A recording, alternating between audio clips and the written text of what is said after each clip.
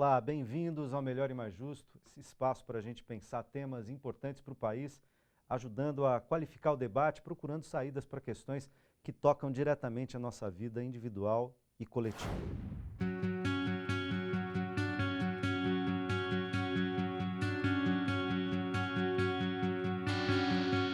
No cabo de guerra da terceirização temos, de um lado, empresários, possibilidade de concentrar investimentos nas atividades que julgarem principais, de simplificar e reduzir processos administrativos e de recursos humanos, de diminuir encargos sociais e, portanto, de aumentar os lucros das empresas.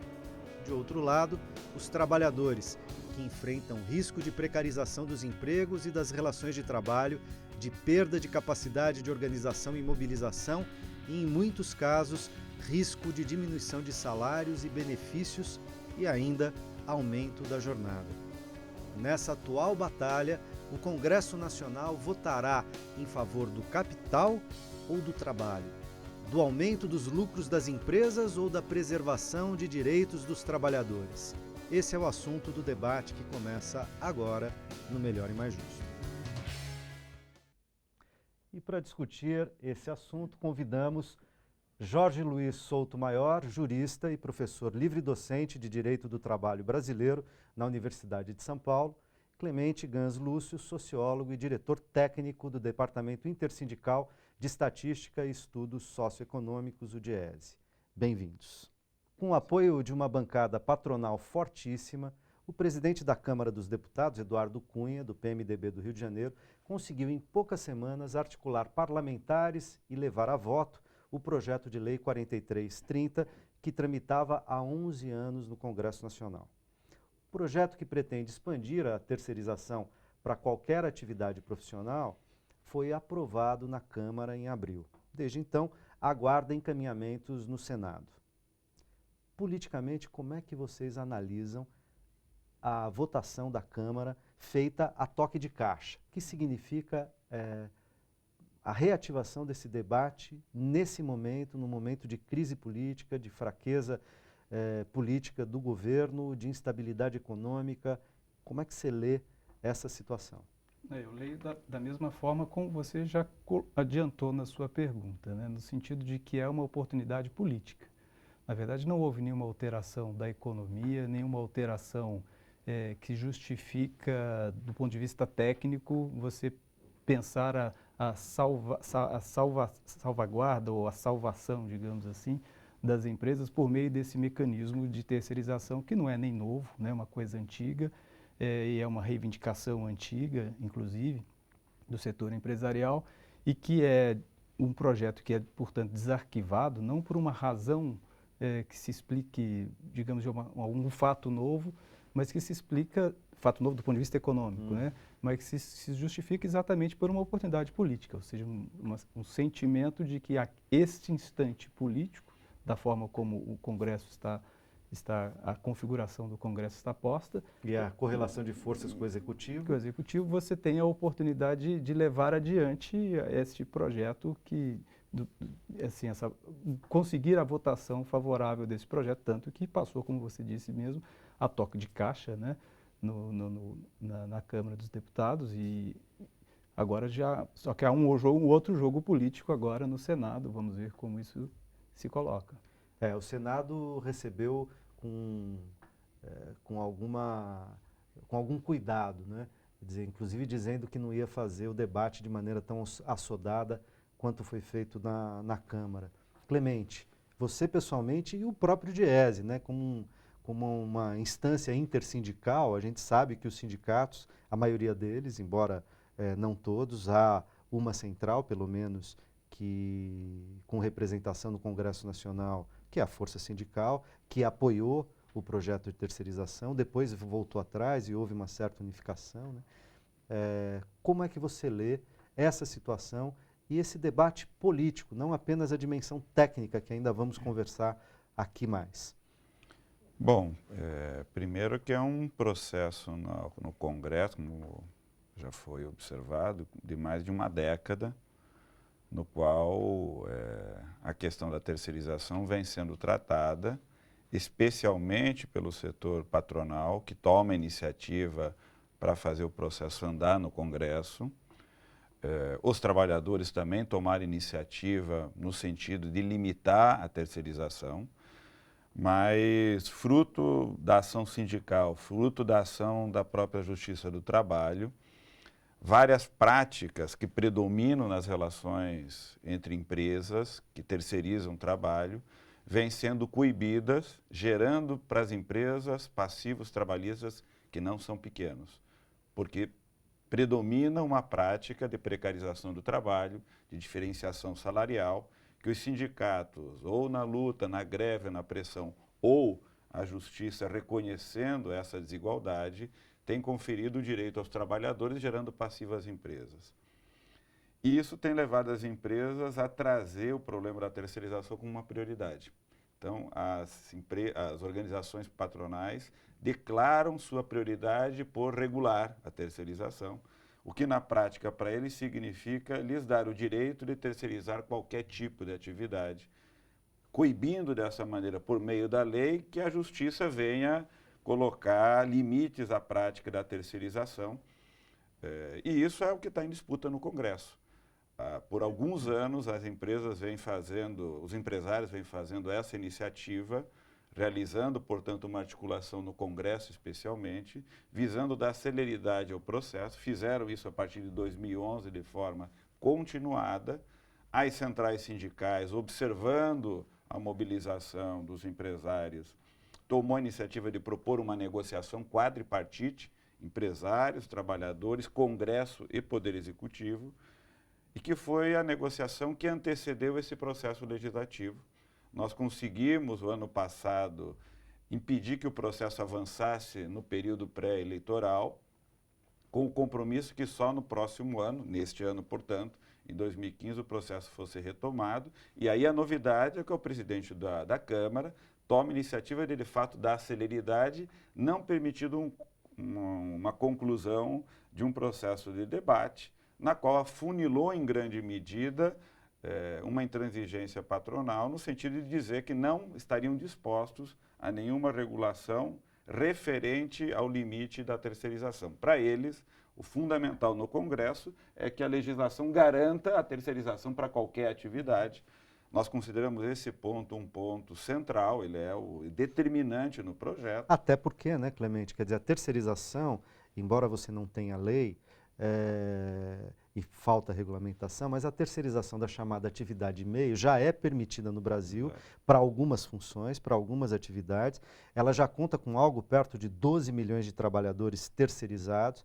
O DIEESE, inclusive, junto com outras institutos, fez uma pesquisa mostrando uma desigualdade para pior, né, para o trabalhador terceirizado, em termos de acidente de trabalho, em termos de remuneração, em termos de estabilidade no emprego, em termos de representação sindical. Quer dizer, sob qualquer variável, os terceirizados, na grande maioria, estão em piores condições do que os trabalhadores contratados pela empresa primeira, né, portanto não terceirizados, trabalhadores diretos.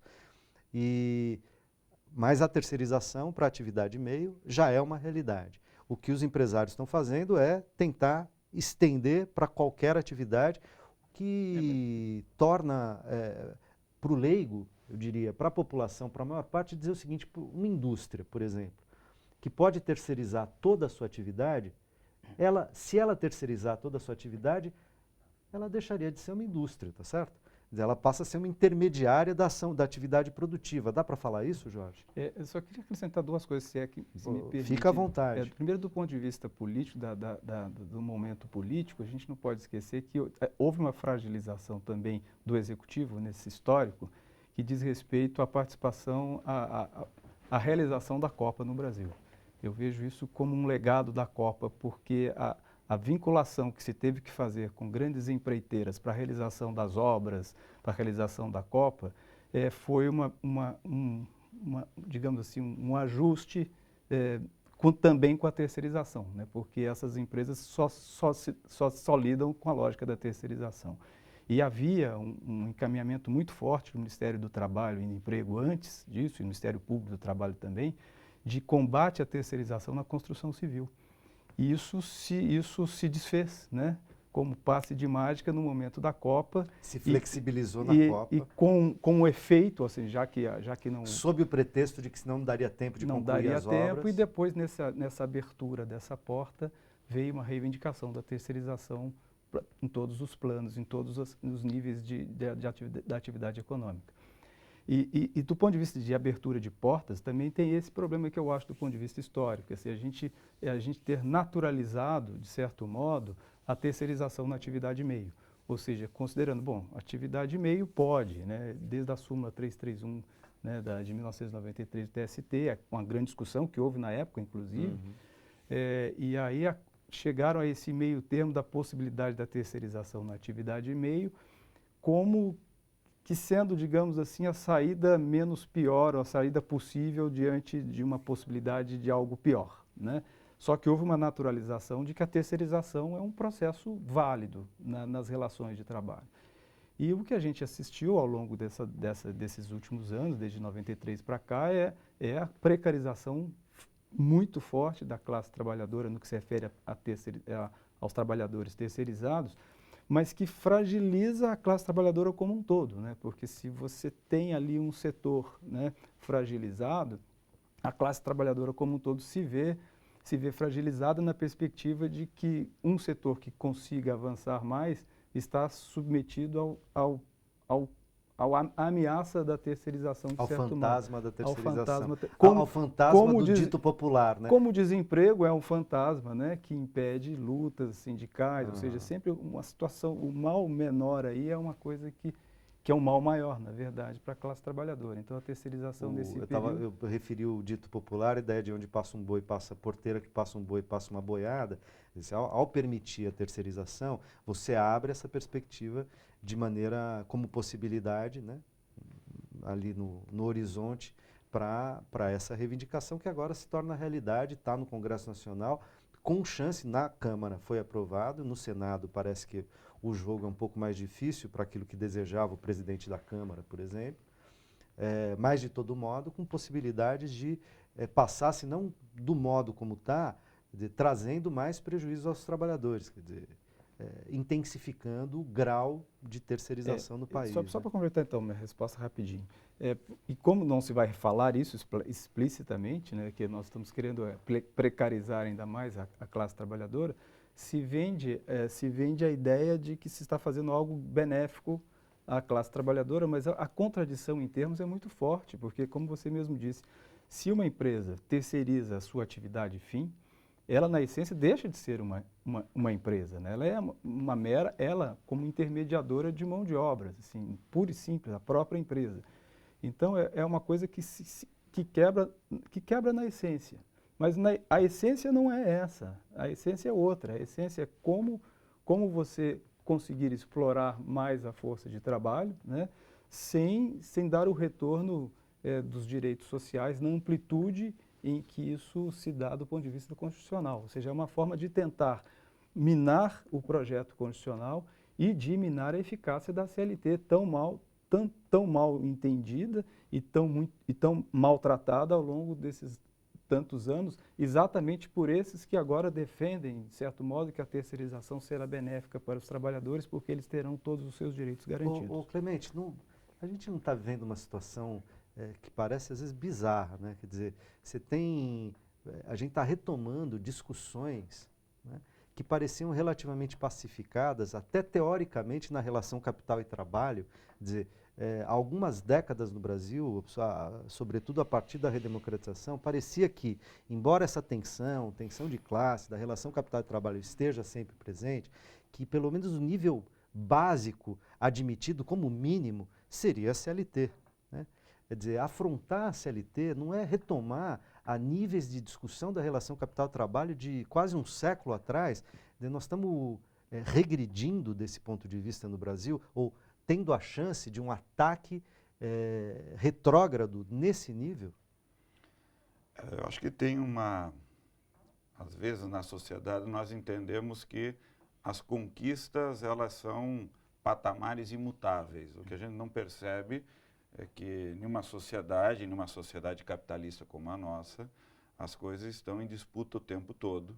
E o tempo todo as coisas estão mudando. E a mudança não é só para um avanço no padrão civilizatório, na qualidade das relações sociais, na proteção, né? na produção de um direito que é distribuído a todos. Muitas vezes o processo é o inverso, é de concentração, aumento de desigualdade, aumento da pobreza, aumento da precarização. Como o Jorge falou, nós estamos vivendo um momento crítico, não só no Brasil, mas no mundo, onde a integração da economia mundial tem levado à precarização, à fragilização, à insegurança. As empresas estabelecem novas relações entre si. Quando uma empresa compra do outro um parafuso, ela está, entre aspas, terceirizando parte da sua atividade, mas ela compra um produto. Na terceirização que nós estamos discutindo, nós não estamos falando deste problema de quando a empresa compra um parafuso e qual é a condição do trabalhador que produziu o parafuso naquela outra empresa. Nós estamos falando quando esta empresa contratante compra da outra prestação de um serviço que será feito por um trabalhador que, em tese, poderia estar trabalhando contratado pela empresa que contratou prestação de serviço. A pergunta é, por que a empresa faz isso? A empresa contratante diz, eu faço porque eu procuro um produto que é um serviço especializado.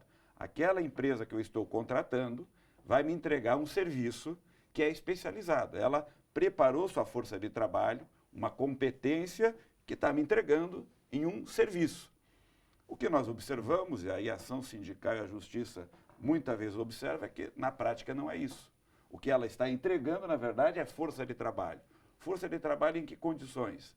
Diferentes, porque ela reduz o custo da força de trabalho, paga menor salário, não aplica a proteção da legislação, muitas vezes, em termos de saúde, segurança, que o setor dela está implicado, porque aquela empresa contratada está classificada em outro setor. Ela não é da empresa do setor metalúrgico, não é do setor naval, que tem uma legislação específica. Ela é uma empresa prestadora de serviço. Portanto, ela dribla a ideia de isonomia. Exatamente. Eu posso ter dois trabalhadores, um direto fazendo a mesma coisa e um subcontratado ou terceirizado ou quarteirizado, né? Porque a terceirizada poderia terceirizar. Então, a gente entra numa cadeia de precarização. Então, quando nós estamos falando de terceirização, nós estamos falando da contratação de uma prestação de serviço. Nós temos no Brasil uma coisa que é típica daqui, que é a possibilidade de uma empresa que vende força de trabalho, ela nem vende um serviço, preciso de 3 jornalistas. Ela liga e coloca 3 jornalistas para trabalhar na minha empresa, e tem empresa que faz isso. Contrata um jornalista e coloca na outra para... Ou seja, o reino... Só uma coisa, Jorge, eu darei a palavra para você assim que a gente voltar do intervalo. A gente precisa fazer um rápido intervalo e já voltamos.